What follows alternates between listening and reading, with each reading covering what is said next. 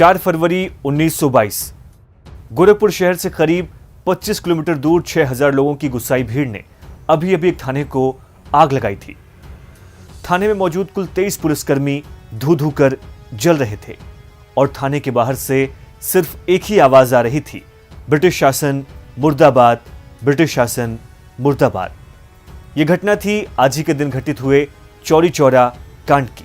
भारत में ब्रिटिश शासन के संपूर्ण इतिहास की ये वो घटना थी जिसकी जैसी कोई दूसरी घटना नहीं देखी गई। इस घटना में हजारों गरीब किसान शामिल थे और माना यह जाता है कि इस घटना के पीछे एक लंबी पृष्ठभूमि थी। अभी पिछले साल इस घटना के 100 साल पूरे होने के उपलक्ष्य में चौरी चौरा शताब्दी समारोह का आयोजन हुआ था और आज इस घटना की 101वीं बरसी के मौके पर हम आपको बता रहे हैं चौरी चौरा कांड के पीछे मौजूद रहे उन कारणों की जिसने न सिर्फ इस घटना को आधार दिया बल्कि ये भी बताएंगे कि आखिर क्यों महात्मा गांधी ने 1922 में शुरू किए गए इतने व्यापक असहयोग आंदोलन को वापस ले लिया। चौरी और चौरा दो अलग अलग गांवों को जोड़कर बनी यह जगह गोरखपुर शहर से 25 किलोमीटर की दूरी पर मौजूद है। अगर आप पूर्वांचल में मौजूद इस जगह के बारे में जानते हो तो ये वो जगह है जहां रबी और खरीफ की फसलों के साथ गन्ने की खेती खूब होती है। यहाँ की उपजाऊ जमीन को ही देखते हुए चौरी चौरा इलाके से कुछ किलोमीटर की दूरी पर साल 1900 के आसपास देश की पहली मशीन से चलने वाली चीनी मिल की स्थापना सरैया में की गई थी।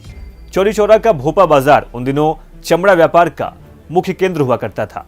इस इलाके में चमड़े की उपलब्धता को देखते हुए प्रथम विश्व युद्ध के बाद सैनिकों के लिए बनने वाले चमड़े के जूते बनाने के लिए मशीनें यहाँ पर लगाई गई थी और यहाँ के कई स्थानीय लोग शराब बनाने के काम में जुड़े हुए थे। उस जमाने में चौरी चौरा बाजार के रेलवे लाइन से जुड़े होने के नाते ये जगह व्यवसायिक रूप से बेहद ही महत्वपूर्ण थी और यही वजह थी कि 1922 में इस इलाके के करीब 2/3 लोग खेती पर और 1/3 से अधिक लोग व्यापार से जुड़े हुए थे और यहाँ से सरसों का तेल, अरहर, चमड़े का कारोबार और गुड़ की सप्लाई भारत के अलग अलग हिस्सों में होती रहती थी। पर तब का समय आज के जैसा नहीं था। जमींदारी प्रथा प्रचलन में थी।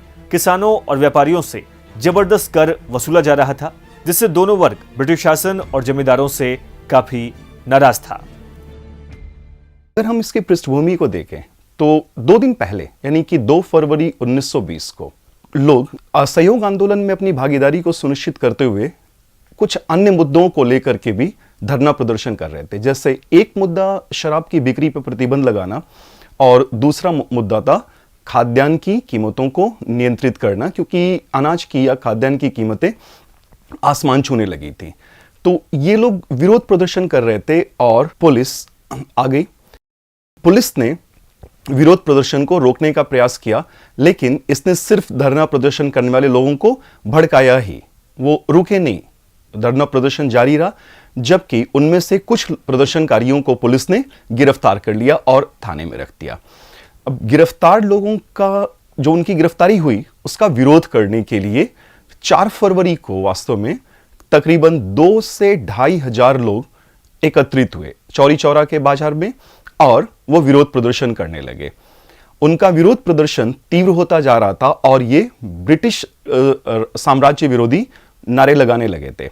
इससे परेशान होकर के, कुपित होकर के स्थानीय इंस्पेक्टर जो एरिया के इंस्पेक्टर थे गुप्तेश्वर सिंह, उन्होंने प्रदर्शनकारियों पर शारीरिक प्रहार करना शुरू कर दिया जिससे प्रदर्शनकारी और अधिक भड़कने लगे। अब इस बात को लेकर के चेतावनी स्वरूप इंस्पेक्टर और उनके बाकी के पुलिस वालों ने, साथियों ने हवाई फायरिंग शुरू की और उस हवाई फायरिंग की वजह से प्रदर्शनकारी और अधिक भड़क गए और उन्होंने पुलिस वालों को दौड़ा लिया। पुलिस वाले भागकर थाने में पहुंचे और उन्होंने अंदर से बंद कर लिया दरवाजा और प्रदर्शनकारियों ने बाहर से थाने में आग लगा दी। इस घटना की खबर सुनते ही महात्मा गांधी ने पुलिसकर्मियों की हत्या की निंदा की और 12 फरवरी 1922 को असहयोग आंदोलन औपचारिक रूप से वापस ले लिया। 16 फरवरी 1922 को चौरी चौरा का अपराध नाम से लिखे एक लेख के जरिए महात्मा गांधी ने ये बताने की कोशिश की कि अगर ये आंदोलन वापस नहीं लिया जाता तो दूसरी जगहों पर भी ऐसी ही घटनाएं होती। अपने इस लेख में जहां महात्मा गांधी ने इस घटना के लिए एक तरफ पुलिस वालों को जिम्मेदार ठहराया तो वहीं दूसरी ओर इस घटना में शामिल तमाम लोगों को अपने आप को पुलिस के हवाले करने को कहा गया था क्योंकि उन्होंने अपराध किया था। इस घटना के बाद अंग्रेजों ने अभियुक्तों पर आक्रामक तरीके से मुकदमे चलाए। सत्र अदालत ने 225 अभियुक्तों में से 172 को मौत की सजा सुनाई। हालांकि अंत में दोषी ठहराए गए लोगों में से केवल 19 लोगों को ही फांसी दी गई। इन सबसे अलग ये जानना जरूरी है कि महात्मा गांधी के इस फैसले के पीछे उनकी दूरदर्शिता क्या थी, क्योंकि जब उन्होंने यह फैसला लिया तो उस दौरान उनका काफी विरोध हुआ था। तो गांधी जी के दृष्टिकोण को हमें समझने की जरूरत है। जबकि वहीं दूसरी ओर हम देखेंगे कि जो कांग्रेस पार्टी के युवा नेता सुभाष चंद्र बोस या जवाहरलाल नेहरू, और जवाहरलाल नेहरू तो उस वक्त जेल में हैं, और जब इन लोगों को पता चलता है कि गांधी जी ने अचानक से एक घटना को लेकर के, चौरी चौरा नामक एक घटना को लेकर के पूरा का पूरा असहयोग आंदोलन वापस लेने का निर्णय ले लिया, तो थोड़े नाराज हुए। नेहरू जी तो ज्यादा मुखर नहीं थे गांधी जी को लेकर के, लेकिन सुभाष चंद्र बोस ने तो साफ कह दिया कि महात्मा गांधी एक राजनीतिक नेता के तौर पे असफल साबित हो गए हैं। तो उन्होंने गांधी जी के निर्णय को पसंद नहीं किया। लेकिन गांधी जी का अपना दृष्टिकोण था। गांधी जी ने बहुत स्पष्ट रूप से पहले ही कहा हुआ था कि उन्हें हिंसा की एक छोटी सी भी वारदात नहीं चाहिए। अब ऐसा क्यों? ऐसा इसलिए कि गांधी जी के अनुसार सत्याग्रह में हिंसा के लिए कोई जगह नहीं होती है। सत्याग्रह अहिंसात्मक ही हो सकता है। अगर हिंसा हुई, भले ही वो हिंसा की एक छोटी सी ही वारदात क्यों ना हो, लेकिन वो सत्याग्रह नहीं होगी। फिर दूसरा, गांधी जी का यह भी मानना था कि अंग्रेजी सरकार असहयोग आंदोलन को दमन करने के लिए तैयार बैठी थी, लेकिन उन्हें बहाना नहीं मिल रहा था।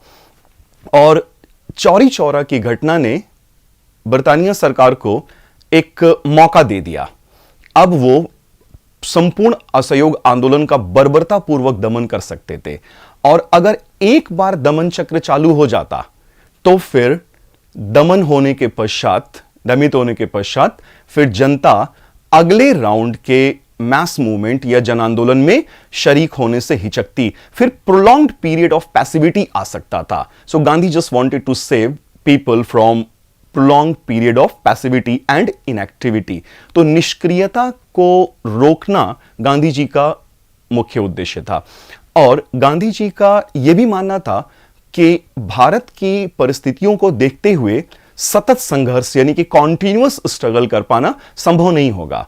तो राष्ट्रवादी रणनीति असहयोग आंदोलन या उसके पहले से भी यही रही है कि संघर्ष विराम और संघर्ष की रणनीति का पालन किया जाए। कि क्योंकि जन आंदोलनों की क्षमता असीमित नहीं होती है, जनता की क्षमता असीमित नहीं होती है, जनता बहुत लंबे समय तक त्याग नहीं कर सकती है। तो ऐसे कई मुद्दे थे जिनको लेकर के गांधी जी ने असहयोग आंदोलन की वापसी की घोषणा कर दी थी। तो बारी आज के सवाल की।